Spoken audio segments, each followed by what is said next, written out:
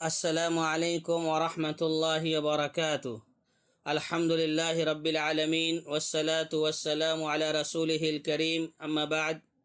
قال النبی صلی اللہ علیہ وسلم: اربع من کن فیہ کان منافقا خالصا ومن كانت فیہ خصلة منہن كانت فیہ خصلة من النفاق حتى يدعها اذا اؤتمن خان واذا حدث كذب وَإِذَا عَاهَدَ غَدَرَ وَإِذَا خَاصَمَ فَجَرَ۔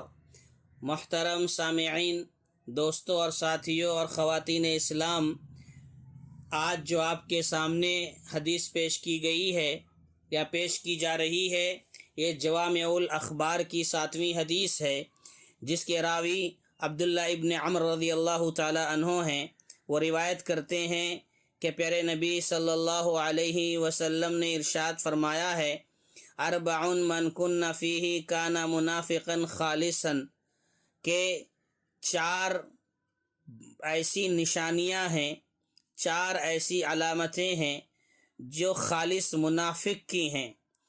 ومن کانت فیہ خصلۃ منہن، ان میں سے جو بھی خصلت، کوئی بھی خصلت کسی کے اندر پائی جائے تو وہ نفاق کی خصلت اپنے اندر پیدا کر لیتا ہے، یہاں تک کہ اسے چھوڑ دے، اسے توبہ کر لے۔ اور وہ 4 خصلتیں کون سی ہیں؟ نمبر 1، جب امانت دی جائے تو خیانت کرے، امانت کی بات آئے تو اسے پورا نہ کرے، اور جب بات کرے تو جھوٹ بولے، اور جب عہد و پیمان کیا جائے تو اسے پورا نہ کرے۔ وَإِذَا خَاصَمَ فَجَرَ، اور جب جھگڑا کرے تو بس زبانی پر آ جائے، گالی گلوچ کرے۔ تو دوستوں اور ساتھیوں، اس حدیث میں پیارے نبی صلی اللہ علیہ وسلم نے منافقین کی 4 اہم نشانیاں بتائی ہیں، 4 بڑی علامتیں ذکر فرمائی ہیں۔ دوستوں اور ساتھیوں، اس بات کو ہم اچھی طرح جانتے ہیں کہ یہ نفاق کفر ہے، بلکہ کفر سے زیادہ خطرناک ہے۔ نفاق کفر سے زیادہ خطرناک ہے۔ مسئلہ یہاں یہ ہے کہ کفر میں دشمن کھلا ہوا ہوتا ہے، سامنے آتا ہے، لیکن نفاق کے اندر کیا ہوتا ہے؟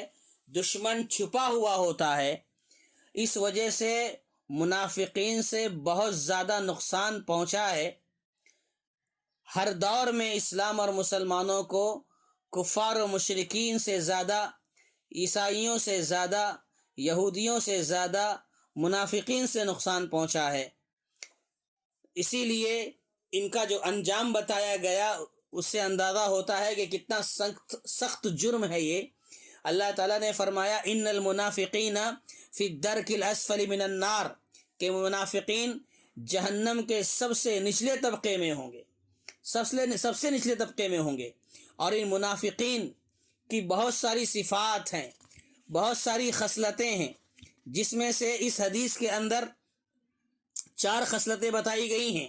اور پیارے نبی صلی اللہ علیہ وسلم نے یہ بات بیان فرمائی ہے، یہ 4 خصلتیں جس کسی کے اندر پائی جائیں تو گویا وہ خالص منافق ہے، وہ پورا کا پورا منافق ہے۔ اور اگر یہ 4 نہ ہو، ایک خصلت اگر کسی کے اندر پائی جائے تو ایک صفت اس کے اندر نفاق کی ہے، یہ اسے سمجھنا چاہیے، وہ گنہگار ہوگا، یہاں تک کہ اس علامت کو، اس نفاق کی نشانی کو چھوڑ دے، اس سے توبہ کر لے۔ اور وہ 4 نشانیاں کون کون سی ہیں، یہ آپ کے سامنے واضح ہو گئی۔ میں انشاءاللہ آپ کے سامنے سلسلہ وار ایک ایک نشانی پر گفتگو کروں گا۔ اس سے پہلے میں آپ کو 1-2 مثال دینا چاہتا ہوں کہ نفاق کے ذریعے یا منافقین کے ذریعے اسلام کو جو نقصان اٹھانا پڑا ہے وہ بہت زیادہ سنگین ہے۔ آپ اس کا اندازہ اس سے لگائیے کہ جب جنگ احد کا معاملہ آیا تھا تو پیارے نبی صلی اللہ علیہ وسلم نے جنگ احد سے پہلے صحابہ کرام سے مشورہ کیا کہ ہم یہ جنگ کہاں لڑیں۔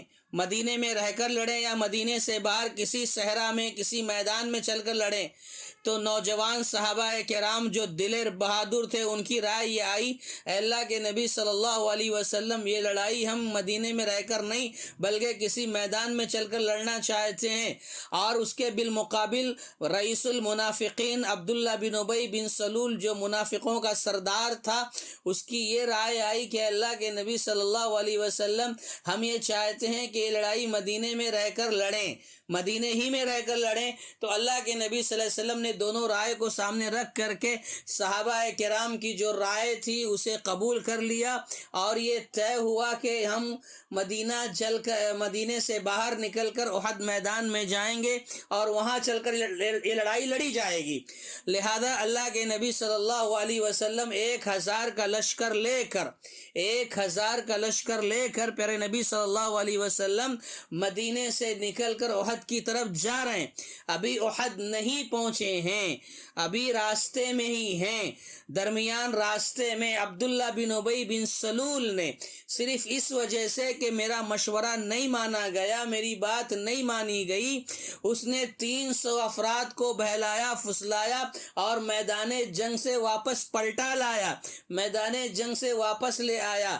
اسی کی طرف اشارہ کرتے ہوئے قرآن مجید نے کہا، ان الذین تولوا منکم یوم التقى الجمعان اذا استزلهم الشیطان ببعض ما کسبوا، کہ یاد کرو اس دن کو جب تم میں کی ایک جماعت میدان جنگ سے پیٹ پھیر کر واپس پلٹ گئی تھی، میدان جنگ جا رہی تھی لیکن راستے سے واپس ہو گئی تھی۔ یہ ایسا کیوں ہوا؟ شیطان نے انہیں لغزش دے دی، ان کے بعض کرتوتوں کے سبب، بعض گناہوں کے سبب۔ یہاں کہنا یہ ہے کہ منافق سے یہ نقصان پہنچا کہ 1000 کا جو لشکر احد کی طرف جا رہا تھا اس میں سے 300 واپس ہو گئے۔ کتنا نقصان اٹھانا پڑا ہے منافقین سے۔ تو دوستو اور ساتھیو، منافقین کے ذریعے اسلام کو جو نقصان اٹھانا پڑا، شاید کہ کفار و مشرکین و یہود و نصارہ سے اٹھانا پڑا ہو۔ یہ آستین کے سانپ ہوتے ہیں، یہ چھپے ہوئے ہوتے ہیں، کھل کر سامنے نہیں آتے۔ تو بہرحال یہ نفاق اعتقادی ہے، یعنی وہ نفاق دل میں کفر ہو اور سامنے اسلام کا اظہار ہو، یہ نفاق اعتقادی ہے، اور اس کا مرتکب حالت اسلام میں نہیں ہوتا، ملت اسلامیہ سے وہ خارج ہو جاتا ہے، نکل جاتا ہے۔ یہ نفاق اعتقادی ہے۔ اور یہ حدیث جو آپ کے سامنے پڑھی گئی جس میں 4 نشانیاں بتائی گئی ہیں، اس کا تعلق نفاق عملی سے ہے۔ انشاءاللہ اگلے درس میں ہم آپ کے سامنے اس کی تفصیل واضح کریں گے۔ اللہ تعالیٰ سے دعا ہے کہ اللہ تبارک و تعالیٰ ہم جو باتیں کہہ رہے ہیں، سن رہے ہیں، اللہ ہمیں اس پر عمل کرنے کی توفیق عطا فرمائے۔ آمین۔ وآخر دعوانا ان الحمد للہ رب العالمین۔ السلام علیکم ورحمۃ اللہ وبرکاتہ۔